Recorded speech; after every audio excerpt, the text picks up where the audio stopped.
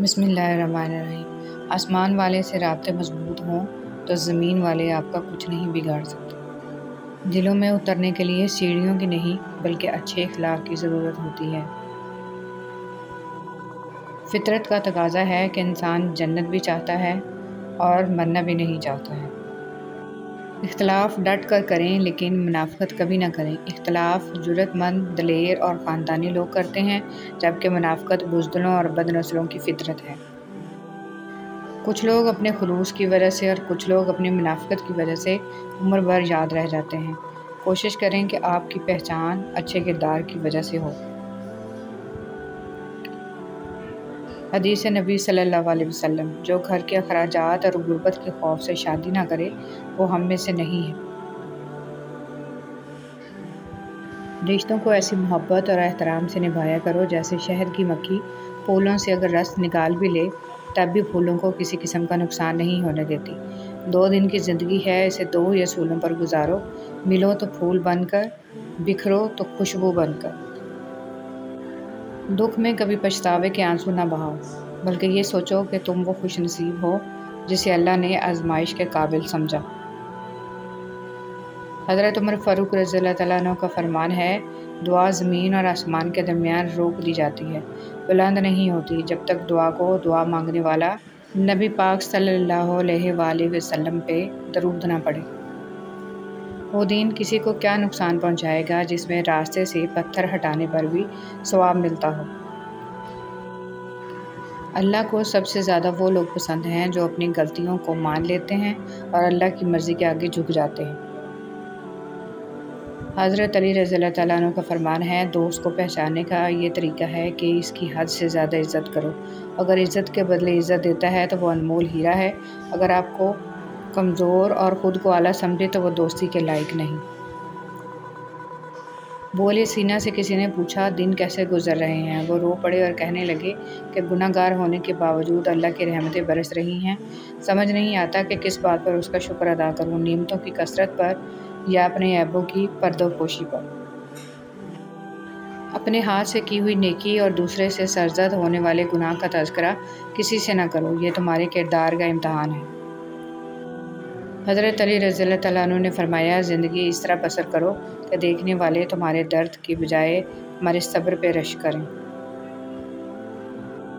قیامت کی نشانیاں جو پوری ہو چکی ہیں یا وہ نشانیاں جو پوری ہونے والی ہیں۔ پہلی بڑی نشانی: سورج مغرب سے طلوع ہوگا۔ دوسری بڑی نشانی: جانور بات کرے گا۔ تیسری بڑی نشانی: آسمان دھواں ہو جائے گا، زمین دھنسا دی جائے گی، یاجوج ماجوج کھول دیے جائیں گے، مہدی کی حکومت ہوگی، دجال کا ظہور ہوگا، حضرت عیسیٰ علیہ السلام نازل ہوں گے۔ قیامت کی آخری نشانی: حضرت عیسیٰ علیہ السلام کی 40 سالہ حکومت اور وفات۔ انا کعبہ کی بربادی ہوگی، ٹھنڈی ہوا چلے گی، یمن سے آگ اٹھے گی، قیامت بدترین لوگوں پر قائم ہوگی، اللہ اللہ کہنے والا کوئی باقی نہیں رہے گا۔ ہر انسان کے ساتھ چلنا یا نہ چلنا وہ آپ کی مرضی ہے، لیکن کوشش کریں جس کے ساتھ بھی چلیں، جب تک بھی چلیں مخلص ہو کے چلیں۔ کچھ لوگ اپنے خلوص کی وجہ سے اور کچھ لوگ اپنی منافقت کی وجہ سے عمر بھر یاد رہ جاتے ہیں۔ کوشش کریں کہ آپ کی پہچان اچھے کردار کی وجہ سے ہو۔ اس نے سجدے میں دھیمی آواز میں کہا: یا اللہ میں رائے گاہ جا رہی ہوں، مجھے ضائع مت ہونے دینا۔ اور اللہ کی طرف سے سورہ ضحیٰ کی صورت میں بڑی خوبصورت سے جواب آیا: تمہارے رب نے تمہیں ہرگز نہیں چھوڑا اور نہ ہی وہ ناراض ہوا، اور یقین جانو کہ عنقریب تمہارا رب تمہیں اتنا دے گا کہ تم خوش ہو جاؤ گے۔ وہ تو ان دروازوں کو بھی کھول دیتا ہے جن پر تم دستک نہیں دیتے، پھر وہ ان دروازوں کو کیوں نہیں کھولے گا جن پر تمہارے مسلسل دستک کے نشان ہیں۔ حضرت علی رضی اللہ تعالیٰ عنہ نے فرمایا: کبھی کسی کو دکھ مت دو، کیونکہ معافی مانگ لینے پر بھی دل میں درد باقی رہتا ہے، جس طرح دیوار میں سے کیل نکالنے پر سوراخ باقی رہتا ہے۔ زندگی بہت تلخ ہے اور اس میں لوگ اپنے اپنے حصے کا زہر ملانا ثواب سمجھتے ہیں۔ بسم اللہ الرحمن الرحیم۔ عورت کی بربادی کا وقت تب شروع ہوتا ہے جب اسے مختلف مردوں سے اپنی تعریف سننے کی عادت پڑ جائے۔ عورت اگر کسی مرد کو اپنا جسم مفت میں دے دے تو اسے محبت کہا جاتا ہے، اور اگر بدلے میں پیسے لے لے تو اسے فحاشی کہتے ہیں۔ شوہر کے بغیر گھر۔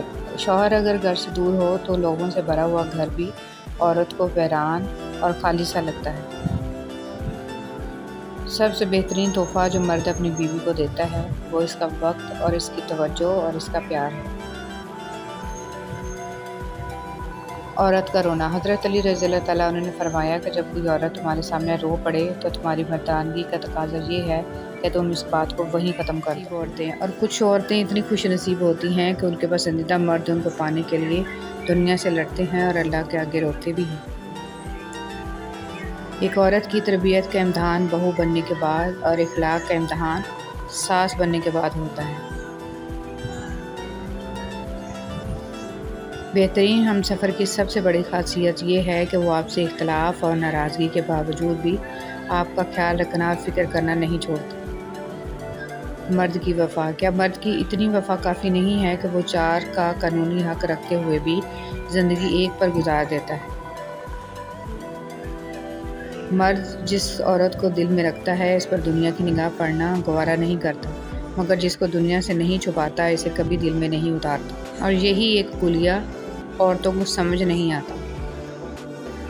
سمجھدار بیوی وہ ہوتی ہے جو زندگی کے معاملات میں خامد کو بڑا بنا کر رکھے، کیونکہ خامد کو اللہ نے مرتبے میں بڑا بنایا ہے۔ میاں بیوی کا رشتہ 3 باتوں کی وجہ سے مضبوط ہوتا ہے۔ پہلی بات اعتبار، دوسری بات محبت، تیسری اور سب سے اہم بات احساس۔ اگر تینوں میں سے ایک بات بھی آپ کے رشتے میں نہیں ہے تو یقین مانیے آپ کا رشتہ بالکل کھوکھلا ہے۔ کمزور سے کمزور عورت بھی طاقتور ہو جاتی ہے جب اسے عزت دینے والے مرد کا ساتھ مل جاتا ہے۔ وہ بیوی بہت خوش نصیب ہوتی ہے جس کی غیر موجودگی میں اس کا شوہر بے چین رہے۔ زبان پر قابو رکھنا مشکل ضرور ہے مگر ناممکن نہیں۔ منہ سے نکلے الفاظ معذرت اور معافی کے باوجود شخصیت کو ناقابل تلافی نقصان پہنچا دیتے ہیں۔ اپنی زندگی میں ہر کسی کو اہمیت دو۔ جو اچھا ہوگا خوشی دے گا اور جو برا ہوگا وہ سبق دے گا۔ خدا کی ذات کے بعد کائنات میں اگر کچھ مکمل اور قابل تعریف ہے تو صرف محمد صلی اللہ علیہ وسلم کی شخصیت ہے۔ جب بھی گناہ کی طرف مائل ہونے لگو تو 3 باتیں لازمی یاد رکھو: اللہ دیکھ رہا ہے، فرشتے لکھ رہے ہیں، اور موت ہر حال میں آنی ہے۔ فرمان رسول صلی اللہ علیہ وسلم: جب تم 3 آدمی ساتھ رہو تو تم میں سے 2 آدمی تیسرے کو اکیلا چھوڑ کر کان میں بات اور سرگوشی نہ کریں، کیونکہ یہ اسے رنج و غم میں مبتلا کر دے گا۔ جو بارش میں 7 رنگوں کی دھنک دکھا سکتا ہے، دکھ کو سکھ میں بدلنا اس کے لیے کیا مشکل ہے؟